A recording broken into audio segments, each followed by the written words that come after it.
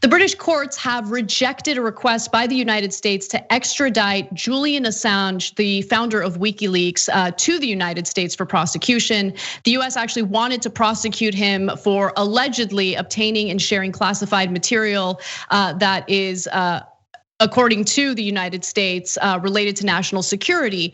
Now, this has everything to do with what WikiLeaks had published with the help of Chelsea Manning. It was the Baghdad airstrike video, and if any of you haven't seen that video, it's certainly damning regarding US actions in the Middle East, particularly in Afghanistan in this case. The video showed 2 American helicopters firing on a group of 10 men. 2 Reuters employees, by the way, were there to cover it, and they were also killed in the attack by the US military. When first responders showed up to help, the first responders were also attacked and killed by the military. So this was a really big story and really important to understand some of the war crimes that the United States was engaging in abroad. And that is exactly what the United States government wants to prosecute Julian Assange for. As we've talked about on this show before, whether you like Julian Assange or not doesn't matter.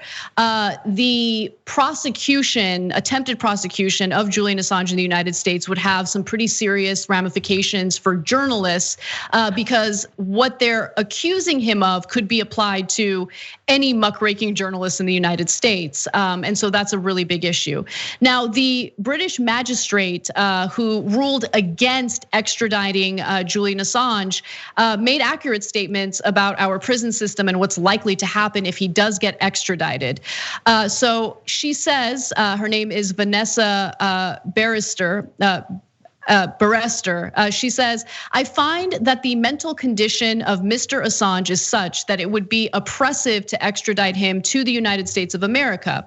So a psychiatrist actually did analyze Assange in a London prison and found that he is in high risk of committing suicide. And if he ended up incarcerated in the United States, then it would almost certainly happen. Assange was diagnosed, by the way, in December of 2019 with recurrent depressive disorder, which was at times severe and sometimes accompanied by hallucinations and often with thoughts of suicide.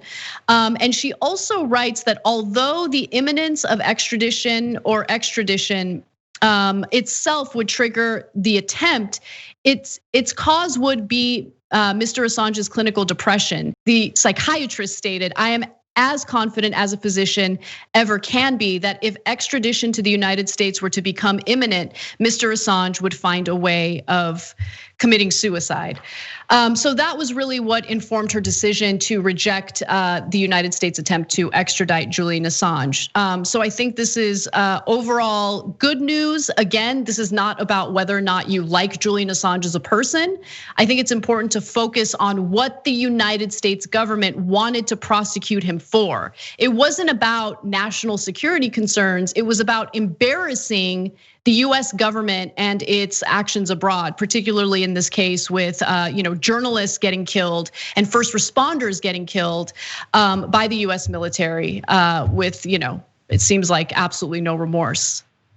Yeah, and I think the frustrating thing about these stories, I could feel the tension from you when you had to repeat why this story is important, whether you like him or not, is because that's the tone right now, right? Everything that we deal with is sound bites and clips that, not unsubstantiated,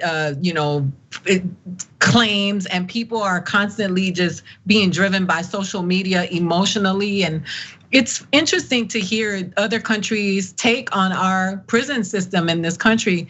I mean, the light has been, the light is on us now. I mean, George Floyd, which people think was some kind of revolutionary thing that really showed us, but it really just showed a lot of others what we have known for a very long time, where another country is stepping in to protect this white man to say, we're not sending him back because we know what could happen to him if he goes to this horrific place.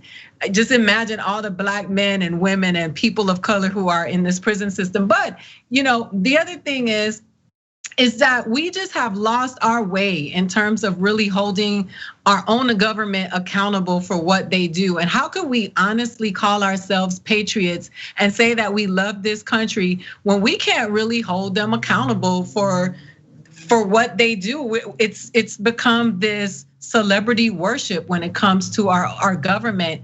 And it's just gross. I mean, I've said that word once before on the show. It's just horrible to look at the fact that how dirty this government has gotten. It's just dirty. It's operating in street business.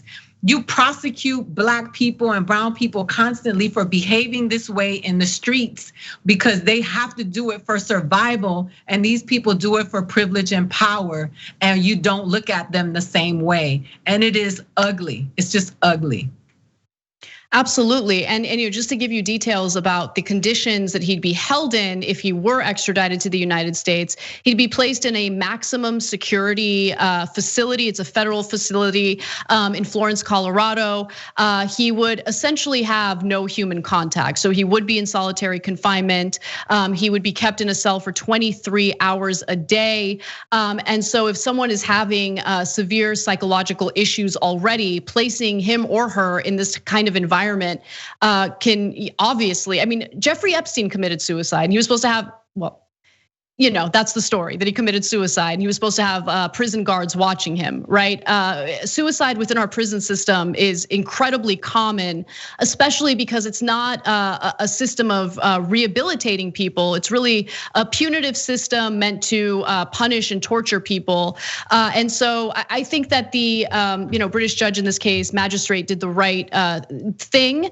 And I totally agree with you about how we need to hold our government accountable for what they engage in, not just here domestically, but when it comes to foreign policy. When you look at the militarization of our local police departments, that is very much connected to the military-industrial complex, because we have this profit motive for private military contractors, for weapons manufacturers, and it's all about pumping out more weapons, more weapons, more weapons, more weapons. Obviously, that tragically leads to civilian deaths abroad. But when we have that inventory of weapons, where do you think it ends up? It ends up in the hands of our local police departments. All of these things are connected, and it's really important for people to understand, who the real enemies are, what the real problems are within our system. And as much as you might have whatever thoughts about Julian Assange, you got to look at the bigger picture and take a close look at what the US government wants to prosecute him for. They wanted to prosecute him for something that actually holds our government accountable for their actions. And that's a huge problem, on its own as an isolated case, but it also has deeper ramifications for journalism in the United States as well. Thanks for watching The Young Turks, really appreciate it. Another way to show support is through YouTube memberships. You'll get to interact with us more. There's live chat emojis, badges. You've got emojis of me, Anna, John, JR. So those are super fun. But you also get playback of our exclusive member-only shows and specials right after they air. So all of that, all you gotta do is click that join button right underneath the video. Thank you.